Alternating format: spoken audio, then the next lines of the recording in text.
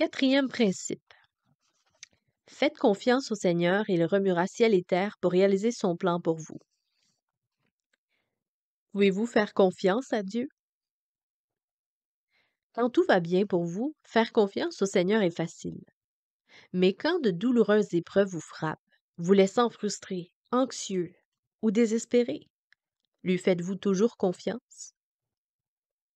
Devant l'adversité, bien des gens se demandent: Dieu m'aime-t-il vraiment? Ils en concluent qu'un vrai bon père ne permettrait pas que la souffrance et les difficultés touchent la vie de ses enfants. Souvent, ils se demandent si Dieu veut même faire quelque chose à propos de leurs circonstances. Dieu rassure son peuple ainsi: Invoque-moi au jour de la détresse, je te délivrerai et tu me glorifieras. Psaume 50, verset 15. Pouvons-nous vraiment dépendre de lui pour nous délivrer? Les disciples de Jésus-Christ doivent comprendre que non seulement il peut, mais il veut remplir chaque promesse de l'Écriture. Même quand nous n'arrivons pas à saisir pourquoi Dieu permettrait certaines situations, il y a 3 vérités essentielles sur lesquelles repose notre confiance en lui, peu importe les circonstances. Première vérité essentielle, prenez-vous un crayon, papier: Dieu nous aime parfaitement. En d'autres termes, il fait toujours ce qui est le mieux pour nous. Si nous croyons vraiment cela, nous lui ferons confiance même dans nos épreuves les plus difficiles. Satan, qui s'emploie à miner notre confiance, profite souvent de nos problèmes pour nous inciter à douter des motifs du Père. Et combien c'est vrai. Il nous murmure à l'oreille: si le Seigneur t'aimait vraiment, il n'aurait pas permis que ces choses arrivent. L'ennemi veut que nous associons l'aiguillon de la discipline spirituelle avec un manque d'amour divin. Cependant, c'est tout le contraire qui est vrai. Hébreux 12, verset 6 mentionne: Car le Seigneur discipline celui qu'il aime, et il corrige avec la verge tous ceux qu'il reconnaît pour ses fils. Alors, même si la pensée humaine dit que la paix et le bonheur sont des marques de l'amour divin, la Bible enseigne que les difficultés et la discipline sont en fait une preuve que nous sommes membres de la famille de Dieu. La raison est bien simple. Le Seigneur nous aime tellement qu'il ne nous laissera pas demeurer tels que nous sommes. Il veut plutôt nous transformer à l'image de son Fils. Nous pouvons compter sur l'amour de Dieu à cause de son caractère. C'est dans sa nature. On peut le lire dans 1 Jean, chapitre 4, verset 8. La Bible dit: Il n'y a pas en lui de ténèbres. 1 Jean 1, verset 5. Autrement dit, il est absolument saint, juste et parfait. Il ne pourrait donc jamais maltraiter un de ses enfants. Il fera toujours ce qui est positif et bon pour nous. Le calvaire est une autre preuve de l'amour profond de Dieu pour l'humanité. Nous avions tous désespérément besoin d'être pardonnés et sauvés du châtiment pour le péché. Mais nous ne pouvions pas nous sauver nous-mêmes. Seul le paiement d'une vie parfaite pouvait effacer notre dette. Deutéronome 17, verset 1. Le Père céleste a rendu notre salut possible en envoyant son Fils, Jésus, mourir sur la croix à notre place, ce qui est une preuve indéniable de son amour sacrificiel et infini pour l'humanité. Romains 5, verset 8. L'amour de Dieu est aussi révélé dans l'alliance qu'il exprime sa volonté de faire de nous ses enfants. On peut y lire dans Jérémie 31, verset 33. Une fois que nous avons cru en Jésus-Christ comme notre Sauveur personnel, nous sommes membres de la famille de Dieu. Et notre Père céleste parfait et patient, il est bienveillant et bon envers nous. Il comprend que nous sommes des enfants qui apprenons à vivre ici-bas. Dieu nous aime d'un amour sans faille. Chaque chose qu'il accomplit ou permet dans notre vie est une expression de son amour, même si ce sont des situations que nous considérons pas bonnes pour nous. Rappelez-vous toujours que Dieu est omniscient, il voit la fin depuis le commencement, et il sait exactement quel fruit résultera de notre douleur et de nos difficultés. Même si nous ne comprenons peut-être pas pourquoi, il permet certaines épreuves. Nos problèmes n'indiquent nullement que Dieu n'est pas bon. Deuxième vérité essentielle, Dieu est infiniment sage. Il n'a jamais besoin d'effectuer un sondage auprès de son armée d'anges ou qui que ce soit d'autre pour obtenir un consensus sur la meilleure chose à faire. Dans sa connaissance illimitée, il sait toujours ce qui est le mieux pour nous et agit en conséquence. Indépendamment de nos circonstances, nous devons nous rappeler que Dieu connaît la meilleure ligne de conduite à adopter dans chaque situation et qu'il ne fera que du bien à ses enfants. Quelquefois, en considérant nos difficultés, nous pensons, eh bien, Seigneur, je sais que tu es infiniment sage, mais je pense que tu as oublié quelque chose. Soyez certain qu'il n'a oublié aucun facteur. Dans notre compréhension et notre raisonnement limité, nous ne voyons tout simplement pas les choses selon la perspective de Dieu. Notamment, il dit dans la parole, mes voix ne sont pas vos voix, mes pensées ne sont pas vos pensées. C'est vraiment vrai. Nous avons peut-être toute l'information qu'il est humainement possible de réunir, mais Dieu connaît tout ce qui peut influencer la situation, ainsi que toutes les conséquences potentielles pour vous et pour les autres. Lui seul comprend les moindres détails de chaque décision que nous prenons, et parce qu'il est infiniment sage, il ne peut commettre d'erreur. Proverbe 3, versets 5 et 6. Même si Dieu comprend parfaitement chaque situation, il n'est aucunement obligé de nous faire connaître le raisonnement qui sous-entend les actions ou les décisions. Par exemple, Dieu n'a pas révélé pourquoi il a laissé Joseph languir injustement en prison pendant 13 ans avant de l'élever à la position du premier ministre. En Genèse 39, chapitre 39 jusqu'à chapitre 41, allez lire ça. Il n'a pas expliqué non plus pourquoi les Israélites ont dû vivre pendant plus de 4 siècles comme esclaves en Égypte avant de les sauver miraculeusement et d'en faire une nation. Exode 12, verset 41. Probablement que l'une des choses les plus difficiles pour moi est de voir certains des chrétiens les plus formidables que je connaisse être frappés d'un cancer malin. Peu importe à quel point nous prions et faisons confiance à Dieu, ils meurent parfois. Le résultat semble brutal, mais je n'y peux rien et je me sens complètement impuissant. Dans le cadre de mon ministère, je visite beaucoup de malades, des jeunes et des plus âgés, frappés de maladies qui affaiblissent leur corps et les rendent invalides. Je pense aux vétérans de guerre que j'ai connus. Certains d'entre eux sont dans des fauteuils roulants, incapables de marcher ou même de se nourrir seuls.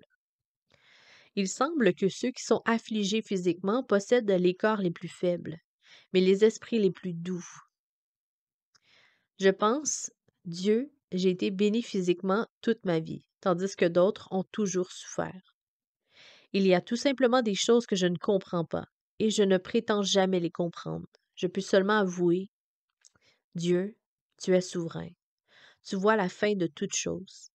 Si je pouvais voir le résultat final de la vie de cette personne, ou si je pouvais voir ce que tu fais dans le monde entier, alors je suis certain que je serais d'accord avec toi.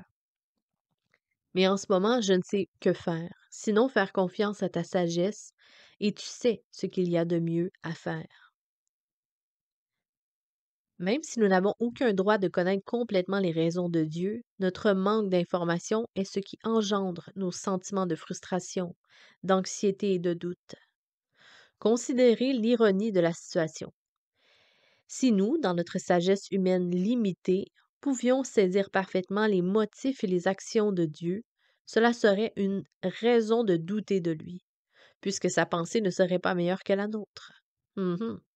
Or, parce que la logique de Dieu dépasse largement la nôtre, on peut lire dans Ésaïe 55, versets 8 et 9, nous pouvons lui faire confiance. Nous n'avons aucune raison légitime de douter de lui, parce qu'il est un Dieu infini et grand en sagesse qui connaît la meilleure chose à faire dans notre vie. La troisième vérité essentielle. Dieu est absolument souverain. Dieu exerce une autorité absolue sur toute chose dans la création. En d'autres termes, si même un seul petit événement dans l'univers survenait en dehors de la puissance et du contrôle de Dieu, nous ne pourrions plus lui faire confiance ni être absolument certains qu'il ferait concourir toute situation à notre bien. Mais nous pouvons lui faire confiance parce qu'il est souverain et qu'il règne entièrement sur chaque petit détail de la vie. Quand Pilate a demandé à Jésus, est-ce à moi que tu ne parles pas? Ne sais-tu pas que j'ai le pouvoir de te crucifier et que j'ai le pouvoir de te relâcher? Le Seigneur lui a répondu, tu n'aurais sur moi aucun pouvoir s'il ne t'avait été donné d'en haut. Jean, chapitre 19, versets 10 à 11. Plus tôt, Jésus avait assuré ses disciples en leur disant que pas même un passereau qui ne valait qu'un demi-sou ne pouvait tomber à terre sans la volonté du Père. Matthieu 10, verset 29. Autrement dit, que la situation soit insignifiante ou importante, Dieu règne sur tout. Des gens pourraient demander, mais qu'en est-il des écrasements d'avions, des incendies ou des attaques terroristes? Où est Dieu dans tout cela? Il est toujours absolument souverain, même si c'est une idée compliquée à accepter pour la pensée humaine. Certains trouvent réconfort de penser à la chance, au sort et au hasard, parce que faire confiance à Dieu peut sembler difficile quand les tragédies frappent. Or, qu'est-il arrivé à l'amour parfait de Dieu, à son infinie sagesse et sa souveraineté absolue, si la chance, le sort et le hasard jouent un rôle? Ces mots ne devraient même pas se trouver dans le vocabulaire du croyant. Nous ne pourrions jamais faire confiance à Dieu si les événements pouvaient se produire en dehors de son contrôle. Il a neigé récemment en Géorgie, un événement rare, et les routes étaient si glacées que la plupart des églises d'Atlanta ont fermé leurs portes. Je ne regarde pas la télévision très souvent, mais je me suis retrouvée à la maison ce matin-là avec un peu de temps libre devant moi. Je me suis installée pour regarder un documentaire sur Auschwitz. Ouais, c'est ça. Auschwitz, en tout cas. Et les nazis, pour ceux qui connaissent, que j'avais enregistré antérieurement. Et pendant presque 2 heures, je suis demeurée assis dans mon salon complètement atterrée par ce que je voyais. Toutes sortes de méchancetés inimaginables. C'était terrible. Après l'émission, en me promenant dans la maison, j'ai pensé, Dieu, comment dois-je réagir à cela? C'est la réalité, ce genre de méchanceté. J'ai songé au grand nombre de personnes qu'Hitler a tuées. Louis, Staline et Mao Tse-tung ont assassiné des milliers de gens à la fois. Entre les mains de ces 3 hommes, des millions de personnes ont perdu la vie. Comment suis-je censé réagir devant de telles horreurs? Je retourne toujours au psaume 103, verset 19. L'Éternel a établi son trône dans les cieux et son règne domine sur toutes choses. Je ne sais pas pourquoi Dieu a permis que l'Holocauste se produise. J'ignore aussi pourquoi des milliers de gens ont péri aux mains de terroristes le 11 septembre 2001, ou pourquoi un tsunami a emporté plus de 170 000 personnes dans certains des pays les plus pauvres de la Terre. Cependant, j'en suis venue à la conclusion qu'il y a des choses que je ne comprendrai pas de ce côté-ci de l'éternité. Que Dieu ait voulu réveiller le monde à la réalité du mal ou nous faire prendre conscience de la précarité de la vie, peu importe. Il me faut seulement faire confiance à Dieu d'une façon quelconque, et il fera concourir ces choses au bien. Nous vivons dans un monde mauvais et impie, où nous sommes sujets aux conséquences du péché. Bien des situations, même si elles ne sont pas dans la volonté parfaite de Dieu, elles sont permises malgré la douleur qu'elles occasionnent. Dans son omniscience, Dieu sait ce qui est le mieux pour nous à la fin, y compris les conséquences à long terme de tragédies qui semblent cruelles et inexplicables.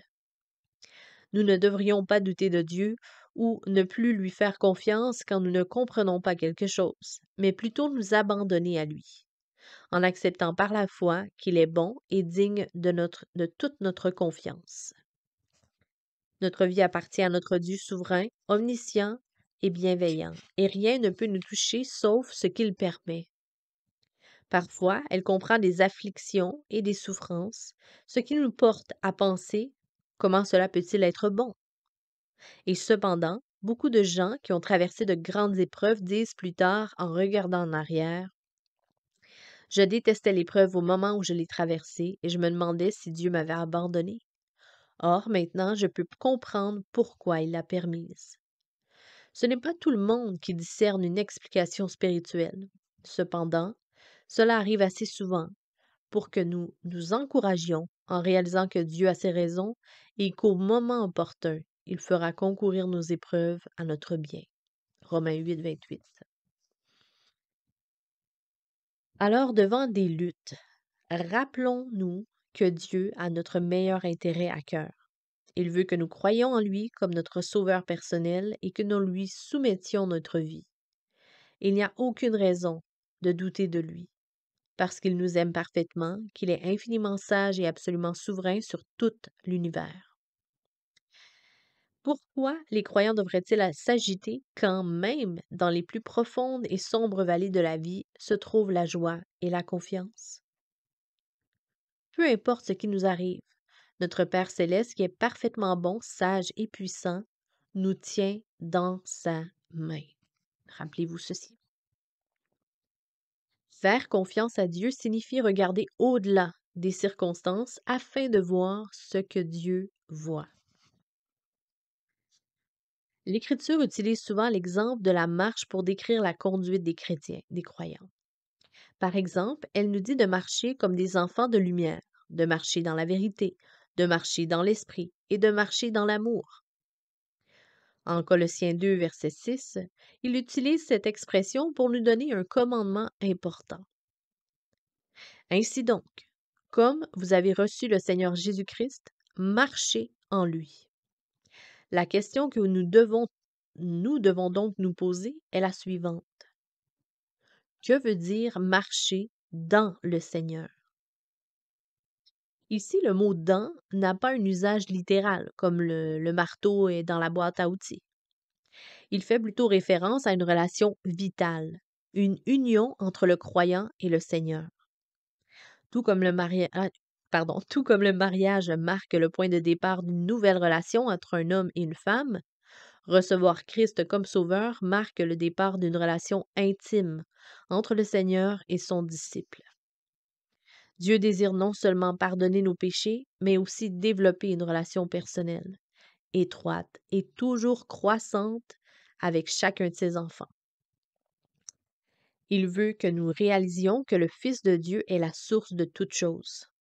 Jésus-Christ est aux croyants ce que le sang est au corps humain, indispensable à la vie. Marcher avec le Seigneur fait donc référence à une relation dynamique avec lui.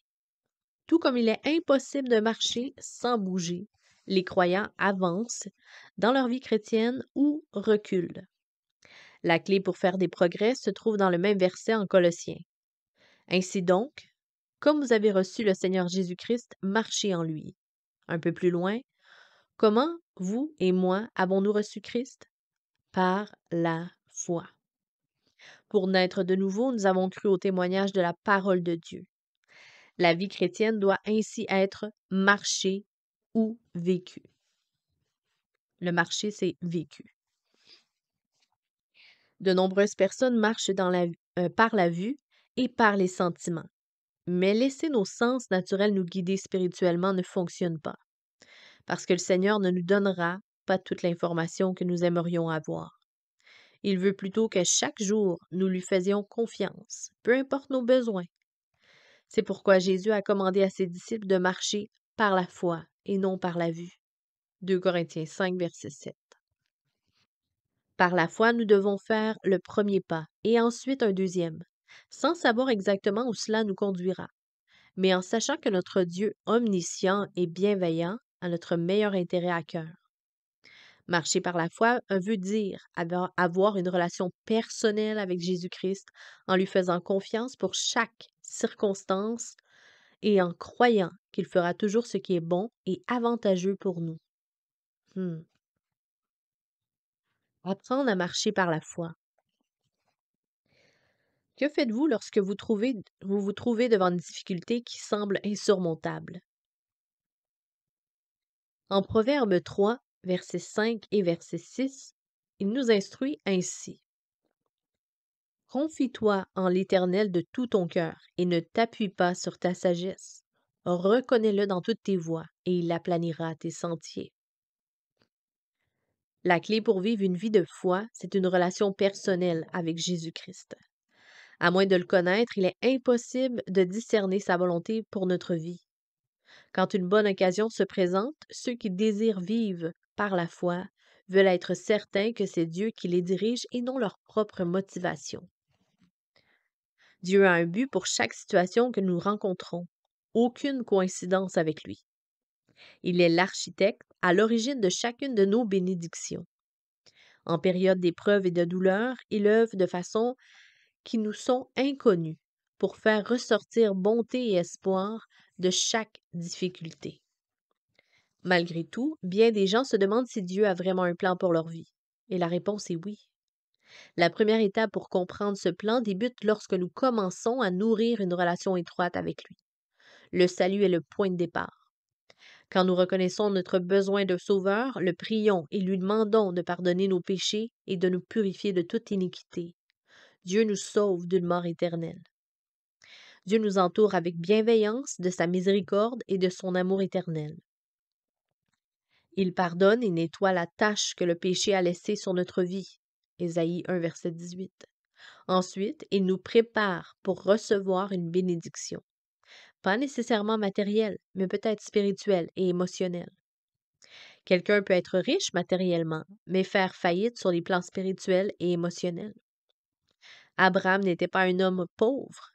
Chef parmi son peuple, Dieu lui avait donné la capacité de voir au-delà de la difficulté immédiate pour entrevoir les bénédictions à venir.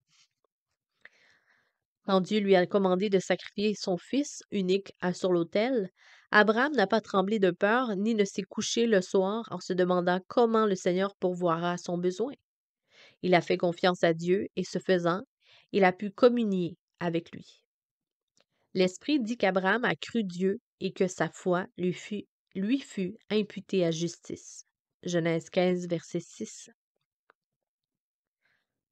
Deux conditions sont essentielles pour vivre une vie motivée par la foi. Premièrement, croire que Dieu existe et deuxièmement, croire qu'il accomplira ses promesses. Hébreux 11, verset 6 indique que sans la foi, il est impossible de lui être agréable, car il faut que celui qui s'approche de Dieu croit que Dieu existe et qu'il est le rémunérateur de ceux qui le cherchent. La foi n'est pas un but à atteindre pour lequel il faut travailler. Elle naît plutôt d'un débordement d'une relation personnelle avec Dieu. La foi devient aussi naturelle que respirer. Elle est le souffle de la vie de notre relation avec Dieu et son Fils. La foi comporte aussi des avantages matériels. Dieu récompense notre désir de lui faire confiance et de vivre dans l'obéissance. Peu importe à quel point notre foi peut parfois sembler infime, nous plaisons à Dieu lorsque nous dépendons de lui. Même le plus petit pas de foi ne passe pas inaperçu à ses yeux. Nous pouvons être certains que tous ceux qui ont été fidèles à la promesse qu'il avait faite, dont Abraham, il sera fidèle envers nous. Pardon. Une des plus grandes bénédictions qu'Abraham a reçues est celle d'être appelé l'ami de Dieu. Ésaïe 41, verset 8. Faites-vous confiance à Dieu pour votre vie? Il vous a créé et il vous connaît parfaitement. Il comprend vos faiblesses et votre désir de l'aimer. Même quand vous sentez que vous l'avez déçu, il est toujours prêt à vous accepter et à vous prouver son amour. Après la crucifixion de Jésus, ses disciples sont retournés à leur ancienne activité. Au lieu de vivre par la foi et de répondre à l'appel de Dieu, ils sont retournés pêcher dans la mer de Galilée. On peut lire dans Matthieu 4, verset 18 et Jean 21, verset 3 et 4. Vous êtes-vous déjà demandé comment Dieu considérait notre manque de foi? Il est certain qu'il ne nous condamnera jamais. Ce matin-là, la présence de Christ sur le bord de la mer de Galilée suffisait pour montrer à Pierre et aux autres qu'il était temps d'arrêter de se laisser distraire par les choses du monde. Avant sa crucifixion, il avait dit à ses disciples qu'il reviendrait auprès d'eux et il a rempli sa promesse. Dieu a tenu chaque promesse qu'il a faite. C'est pourquoi nous pouvons lui faire confiance pour tous les domaines de notre vie. Même si Pierre a renié le Christ, Jésus, lui n'a pas renié le connaître. Nous pouvons chanceler et tomber, mais Dieu ne veut pas que nous nous concentrions sur nos manques, sur nos manquements. Il veut plutôt que nous fixions les yeux sur lui. Dieu évalue notre vie non en fonction de notre capacité à demeurer fidèle, mais en fonction de sa fidélité et de l'œuvre accomplie au calvaire. Même s'il ne veut pas que nous cédions à la tentation, il sait que nous tomberons à certains moments. Et cependant, nous demeurons toujours les bénéficiaires de sa grâce infinie et de son amour éternel. Après la résurrection, une des premières choses que Jésus a faites a été d'aller vers Pierre et de le rassurer de son amour éternel. Le plan de Dieu pour la vie de Pierre n'avait pas changé. Jésus a donc encouragé son disciple à ne pas abandonner. Une personne qui vit par la foi reconnaîtra le fait que Dieu ne l'abandonne jamais. Amen. Que faut-il pour vivre une vie de foi? Désirer connaître Dieu et être connu de lui. Dieu désire connaître intimement chacun de ses enfants. Aussi, si vous priez pour qu'il vous donne le désir de le connaître, vous pouvez être certain qu'il remplira votre cœur de cette soif. Un désir authentique pour Dieu ne peut être manufacturé, mais peut facilement être acquis. Il vous suffit de le lui demander. S'engager à lui obéir.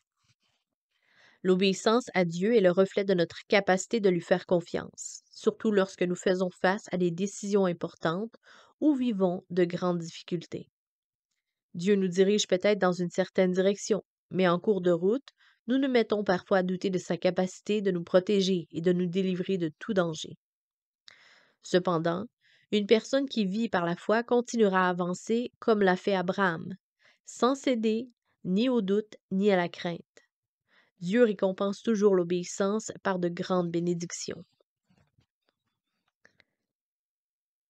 Avoir la ferme conviction que Dieu accomplira chacune de ses promesses. La question fondamentale n'est pas Dieu accomplira-t-il ses promesses, mais suis-je prêt à lui faire confiance, même si son calendrier ne correspond pas au mien? Nous devons réaliser que la foi manifestée par Abel, Enoch, Noé, Abraham, Jacob et Sarah était sans limite. On peut lire dans Hébreux 11. Chacune de ces personnes a cru en Dieu, même si elles n'ont pas vu le résultat final de leur assurance en lui. Elles ont vécu chaque jour par la foi, et Dieu leur a accordé une récompense éternelle. Montrer une grande foi en toutes circonstances.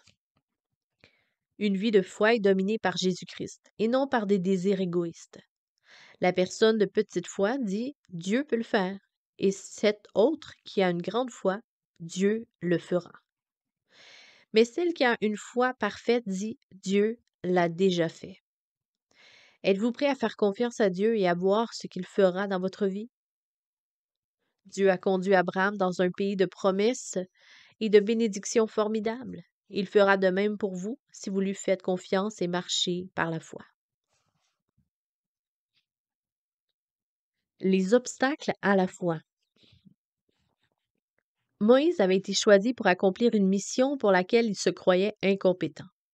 Même si Dieu s'était manifesté à lui et lui avait parlé directement du milieu d'un buisson ardent, le futur chef ne faisait pas entièrement confiance au Seigneur pour lui permettre d'accomplir cette mission. Quand Dieu l'a choisi pour délivrer la nation d'Israël, Moïse a rétorqué, « Voici, ils ne me croiront point, ils n'écouteront point ma voix, mais ils diront, l'Éternel ne t'est point apparu. » Exode 4, verset 1.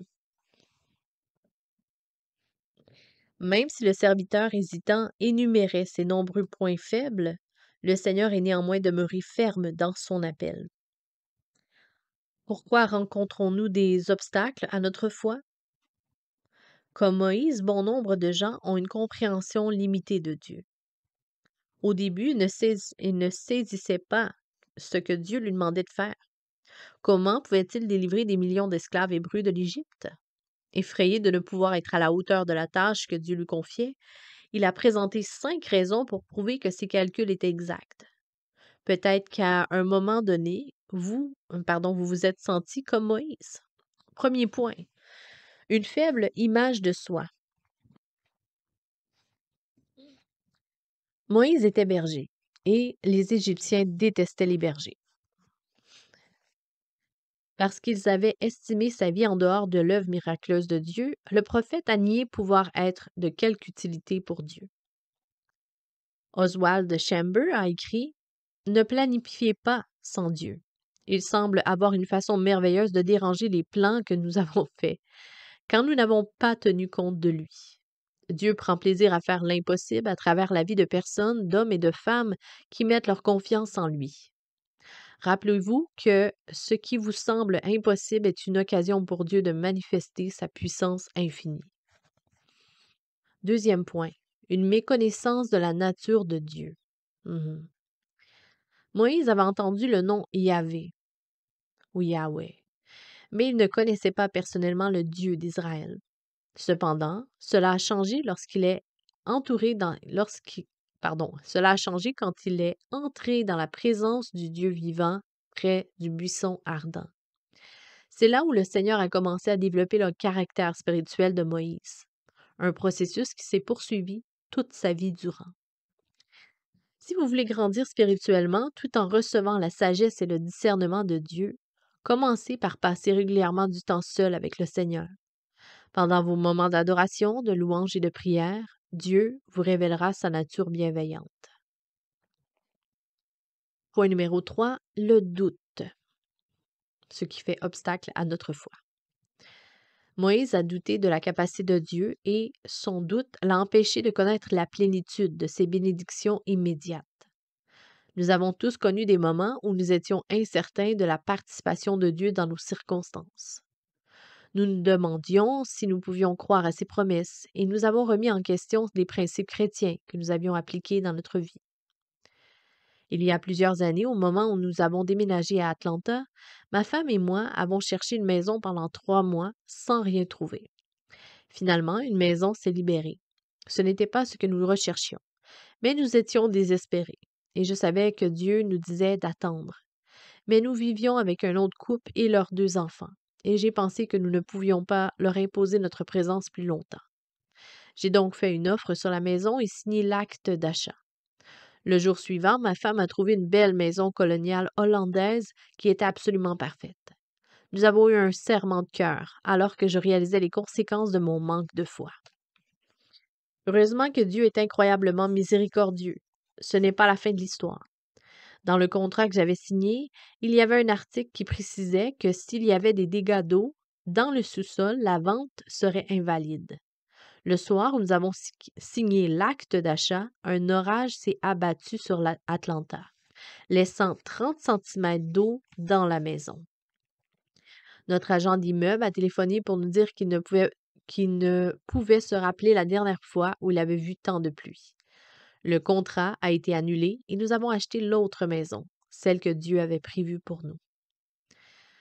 Dieu ne nous laisse jamais affronter une difficulté sans pourvoir une promesse à laquelle nous accrocher en période d'épreuve et d'adversité. Un manque de confiance en la capacité de Dieu conduit souvent à de l'agitation et à de l'anxiété. Le doute nous empêche d'accomplir la volonté de Dieu, mais aussi de goûter à sa bonté. Moïse ne l'a pas réalisé, mais le moment où il a décidé d'obéir à Dieu représentait son premier pas vers une bénédiction éternelle. Comment exprimez-vous la bonté de Dieu? Mettez vos doutes de côté. Ayez confiance en la toute-puissance d'un Dieu omniscient qui vous aime, vous comprend parfaitement et qui ne vous laissera jamais connaître la défaite. Numéro 4. Ce qui fait obstacle à notre foi, l'incompétence. Une des meilleures excuses de Moïse a été son incompétence à parler avec éloquence. Il s'est donc objecté à aller vers le peuple d'Israël, porter le message de Dieu et aller vers Pharaon. Une personne qui pense être d'une grande valeur pour Dieu se trompe. Ceux qui savent avoir besoin de Dieu sont ceux dont il se sert le plus souvent pour accomplir une grande tâche. Quand nous nous croyons brillants, talentueux et forts, nous avons généralement peu besoin de Dieu.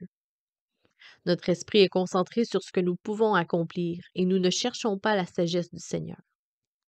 Or, ne dépendre que de nos propres forces peut conduire à des sentiments de doute, d'insécurité et d'anxiété. La personne qui a un cœur humble sait qu'elle ne peut rien faire sans Dieu, et c'est son plus grand atout. Moïse était atterré par son défi, mais la puissance de Dieu a surpassé tout ce qu'il a affronté. Peu importe votre incompétence, c'est une occasion pour Dieu de prouver sa fidélité à travers vous. Un autre obstacle, cinquième obstacle à la fois, la crainte de l'échec. La crainte de l'échec est une des craintes les plus débilitantes et communes dont souffrent les gens. J'ai conseillé de nombreuses personnes qui ne pouvaient pas avancer dans leur carrière, leurs relations et leurs objectifs parce qu'ils craignaient l'échec. Incapables de faire confiance à la force de Dieu, de tels gens se concentrent sur leur propre fragilité humaine et concluent qu'il n'y a aucun autre espoir. Beaucoup de gens craignent effectivement plus d'échouer que de mourir. Je suis convaincue que c'est la raison pour laquelle tant de personnes luttent pour trouver le repos complet dans la grâce de Dieu. Ils ont peur qu'il les laisse échouer. Mais Dieu ne nous donnera jamais une directive pour ensuite nous laisser nous débrouiller seuls avec tous les détails. Il s'engage plutôt personnellement dans chaque domaine de notre vie. En tant que croyants, nous avons accès à la sagesse et à la force du Dieu Tout-Puissant. Quand nous renonçons à tout sentiment d'orgueil, de doute et de crainte, Dieu œuvre dans notre vie pour faire infiniment au-delà de tout ce que nous demandons ou pensons. Éphésiens 3, verset 20. Acquérir une foi de géant. Nous connaissons tous l'histoire du jeune berger qui a tué le géant. David s'est rendu devant son formidable ennemi sans épée ni armure et sans aucune expérience de combat. Les commentaires bibliques spéculent que Goliath, un guerrier géant, mesurait entre 3 et 4 mètres et qu'il pesait plusieurs centaines de kilos. Il était lourdement armé et sa prestance semait la terreur dans l'armée de Saül. D'un point de vue rationnel, David ne faisait pas le poids devant ce provocateur. À un moment donné, chacun de nous fera face à ce qui lui semble des épreuves et des difficultés gigantesques. Il est donc crucial pour notre croissance spirituelle de savoir comment répondre adéquatement à ces défis. Bien que le secret du succès de David ait été sa capacité de faire confiance et d'obéir à Dieu, il a aussi compris que la foi était progressive. Ce que David a appris lors d'une situation particulière, Dieu l'a plus tard appliqué plusieurs fois à sa vie. À ce sujet, le psalmiste écrit: Dieu exerce mes mains au combat et mes bras tendent l'arc des reins. 2 Samuel 22, verset 35. Dieu a un plan pour développer notre foi. Il saisit notre confiance limitée et la transforme en une foi forte et puissante, capable de conquérir des ennemis mortels. C'est pourquoi il nous permet souvent d'affronter l'adversité et toutes sortes de défis, bons et mauvais. En période de tension extrême, Dieu augmente notre foi et approfondit notre dépendance de lui. Or, sans une confiance forte et constante, nous cédons vite à la tentation et à la crainte, surtout quand l'épreuve ou la difficulté s'intensifie ou se prolonge. Dieu a affermi la confiance de David jusqu'à ce qu'elle devienne inébranlable et qu'il veut faire de même dans notre vie. Amen. Qu'il s'agisse de quitter un emploi ou d'en commencer un nouveau, Dieu veut nous enseigner à lui faire confiance en tout temps. Si la nation d'Israël avait appris cela, elle n'aurait jamais subi les abus verbaux de Goliath pendant 40 jours. La Bible raconte que c'est le temps que les Philistins ont mis pour railler Israël. Les deux armées ont cru à tort que Goliath représentait l'arme offensive suprême, mais c'était oublier Dieu. 1 Samuel 17. À son arrivée sur le champ de bataille, David a été stupéfait d'entendre les paroles qui sortaient de la bouche du géant philistin. Au-delà de l'évidence physique, il a immédiatement constaté la nature spirituelle de la bataille. Il ne s'agissait pas d'un combat entre hommes, mais un combat entre Dieu et l'ennemi de l'âme, Satan. Une des principales armes de l'ennemi dans la vie d'un croyant, c'est le découragement. Retenez ça. Même Jésus nous a avertis de ne pas nous préoccuper de celui qui peut détruire le corps, mais de nous méfier de celui qui peut tuer l'âme. Dès que nous acceptons Christ comme notre Sauveur, l'ennemi joue un rôle différent, celui d'influencer nos émotions en essayant de nous faire croire que nous ne méritons pas l'amour et l'affection de Dieu. L'ennemi cherche des façons de nous faire sentir vaincus et découragés, et cherchant à nous faire abandonner notre engagement envers Dieu et notre amour pour lui. Cependant, l'ennemi ne peut pas vaincre l'amour de Dieu, puisque son amour pour nous est suprême et éternel. Il nous aime non à cause de nos œuvres, mais à cause de l'œuvre que son Fils a accomplie pour nous à la croix du Calvaire. Nous ne pouvons rien faire pour mériter l'amour inconditionnel de Dieu. Il est là, à notre portée, à tout moment où nous sommes prêts à l'accepter et à lui demander de nous montrer comment nous l'approprier. David a découvert que le plus grand ennemi de Dieu avait déjà instillé ses mensonges dans l'esprit et la vie de l'armée d'Israël. Les soldats ne voulaient pas combattre Goliath parce qu'ils ne croyaient pas pouvoir gagner. Bien qu'aucune flèche n'ait été tirée, Israël était prêt à concéder la victoire. Imaginez ce qu'ils ont pensé lorsque David est entré en scène en déclarant que Dieu leur accordait la victoire. Le Goliath dans votre vie peut se présenter sous forme d'une dette financière, de la mort d'un bien-aimé, d'un adolescent qui a quitté le foyer, de l'annonce d'une maladie grave, d'une relation brisée ou de la trahison d'un ami. Dieu ne veut pas que vous sombriez dans le doute et l'inquiétude. Il est votre aide toujours présent, votre rocher, votre libérateur, votre refuge, votre force et votre puissante forteresse. Psaume 18. La foi victorieuse. Peu importe le Goliath auquel vous faites face, la seule vérité que vous devez intérioriser est celle-ci. Dieu vous aime. Et lorsque vous placez en lui votre confiance, il ne permettra pas que vous soyez vaincu. Vous pourriez vivre des moments d'échec et la vie peut ne pas toujours se révéler comme vous l'aviez prévu. Mais à la fin, Dieu sera glorifié et vous serez bénis. Chaque difficulté représente une occasion pour Dieu de manifester sa fidélité et son amour. Au lieu de céder à des pensées de crainte et de défaitisme, encouragez-vous à faire confiance à Dieu, même si vous ignorez ce qui vous réserve le lendemain. Reconnaissez-le dans toutes vos voies et il aplanira vos sentiers. La foi de David ne reposait pas sur la connaissance humaine, mais sur la souveraineté de Dieu. David savait donc qu'il ne pouvait pas échouer dans sa mission de vaincre le géant philistin. Comment obtenir une foi victorieuse? Rappelez-vous les victoires passées. David s'est rappelé comment Dieu l'avait délivré de la griffe du lion et de la patte de l'ours. Les victoires spirituelles se gagnent dans votre esprit. Si vous cédez à la crainte, au doute et à l'incrédulité, vous subirez la défaite, parce que votre objectif mental passe de l'infinie puissance de Dieu au mensonge de l'ennemi. Dirigez votre cœur, vos pensées et votre volonté vers la vérité de la parole de Dieu, et vous remporterez la victoire à chaque combat. Réexaminez et réaffirmez vos motifs. David ne s'est pas précipité sur le champ de bataille sans évaluer la situation. Il a réalisé que le combat auquel Israël faisait face était de nature spirituelle et non simplement physique.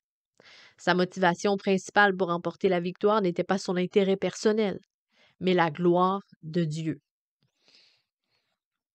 Si vos motivations pour remporter la victoire sont de nature égoïste, Dieu traitera avec vous. La victoire et la paix véritable ne s'obtiennent qu'en abandonnant vie et désir à Christ. En vous soumettant à lui, vous obtenez une joie et une satisfaction plus profonde.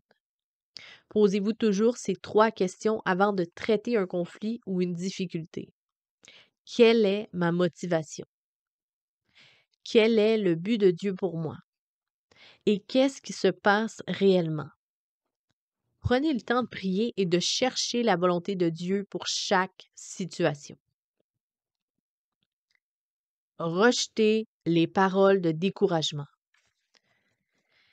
Il n'y avait personne pour encourager David dans sa mission contre Goliath. Les soldats se sont moqués de lui, et ses frères, embarrassés par sa présence, le pressaient de retourner à la maison. Même le roi Saül doutait des capacités de David. Si le jeune berger avait écouté leurs commentaires, ils auraient abandonné, mais il s'est plutôt tourné vers Dieu. Et c'est en lui qu'il a trouvé l'encouragement dont il avait besoin.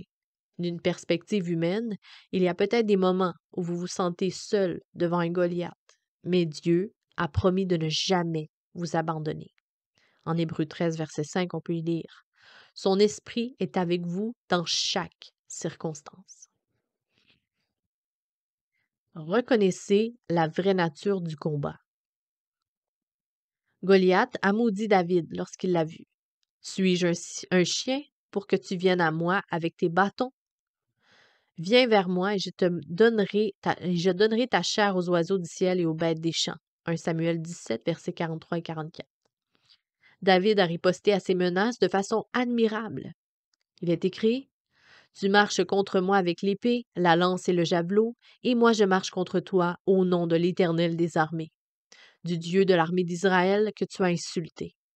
Aujourd'hui, l'Éternel te livrera entre mes mains, et toute la terre saura qu'Israël a un Dieu, et toute cette multitude saura que ce n'est ni par l'épée et ni par la lance que l'Éternel sauve, car la victoire appartient à l'Éternel et il vous livre entre nos mains. 1 Samuel 17, versets 45 et 47. Quelle réponse victorieuse à la menace de l'ennemi! Réagissez à la difficulté par une confession positive. David a fait des confessions de foi positives à ceux qui l'entouraient. Il a demandé à ses critiques: Qui est donc ce Philistin, cet incirconcis pour insulter l'armée du Dieu vivant? À Saül, il a dit: L'Éternel qui m'a délivré me délivrera aussi de la main de ce Philistin. Et à Goliath, il a affirmé: Et moi je marche contre toi au nom de l'Éternel des armées, du Dieu de l'armée d'Israël. Les paroles de David étaient un témoignage de foi. Il était convaincu qu'il ne pouvait pas perdre le combat parce que Dieu était avec lui. Dépendez de la puissance de Dieu pour remporter la victoire. David n'avait besoin ni d'une épée, ni d'une lance pour vaincre Goliath, mais d'une foi victorieuse et d'une volonté de suivre Dieu. Une fronde artisanale était l'arme que Dieu avait choisie pour David. La force humaine n'a pas remporté la victoire, c'est Dieu qui a été glorifié. Imaginez la victoire. Une fois que vous avez passé du temps avec Dieu dans la prière et que vous savez que c'est sa volonté d'entrer dans le combat, vous pouvez imaginer que la victoire est la sienne. Même avant de s'engager sur le champ de bataille, David savait qu'il gagnerait le combat. Vous pouvez affronter n'importe quelle situation avec confiance et espoir, parce que la source suprême de la victoire n'est pas votre force, votre sagesse, votre énergie ou vos capacités, mais la puissance de Dieu. Quand vous placez votre confiance en lui, vous puisez dans une force éternelle qui ne peut être retenue par aucune contrainte humaine. Amen. Pour vous, mes bien-aimés, suggestions de lecture biblique, vous pouvez les prendre en note. Psaume 18, verset 50. Psaume 15, verset... attends un petit peu. C'est ça? Oui, c'est ça. Psaume 15, verset 103. Hébreux 11, verset 6. Hébreux 12, verset 6. Deutéronome 17, verset 1. 1 Jean 1, verset 5. 1 Jean 4, verset 8. Romains 5, verset 8. Romains 8, verset 1 et verset 28. Jérémie 31, verset 33. Proverbe 3, versets 5 et 6. Genèse, chapitre 39 au chapitre 41. Exode 12, verset 41. Ésaïe 41, verset 8. Ésaïe 55, verset 8 et 9. Jean 19, verset 10 et verset 11. Jean 21, verset 3 et 4. Matthieu 10, verset 29, ainsi que Matthieu 14, verset 9, Colossiens 2, verset 6, 2 Corinthiens 5, verset 7, Exode 4, verset 1 à 10, Philippiens 3, verset 20, 1 Samuel chapitre 17 et 2 Samuel chapitre 22, verset 35. Et pour conclure avec une prière que vous pouvez adapter à votre goût, qui peut être un outil pour vous. Cher Père céleste, merci de m'aimer suffisamment pour avoir envoyé ton Fils pour expier mes péchés. Tu sais quand je me lève et quand je me couche. Merci pour le plan que tu as pour ma vie. Je te demande de m'aider à te faire confiance et à puiser en toi ma force pour tuer les géants dans ma vie. Au nom de Jésus-Christ de Nazareth. Amen.